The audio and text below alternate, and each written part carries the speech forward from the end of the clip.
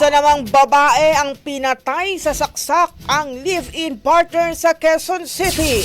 Brigada Shaina Rose Ayupan, ibrigada mo! Brigada Live Report. Nahaharap sa kasong homicide ang isang 36 anyos na babae ng pagsasaksakin nito ang kanyang live-in partner sa gitna ng mainit nilang diskusyon sa loob ng kanilang tahanan sa Barangay Bahay Toro, Quezon City.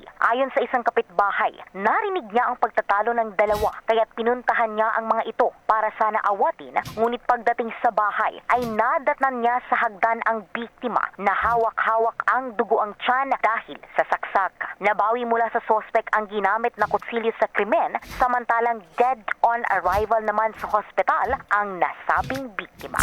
In the heart of changing lives, ako si Brigada Shaina Rose Ayupan ng 105.1 Brigada News FM Manila, the Music and News Authority. Ronda Brigada. Ang bahaging ito ay hatid sa atin ng NutriCleanse Herbal Capsule. Linis tiyan, sexy tiyan.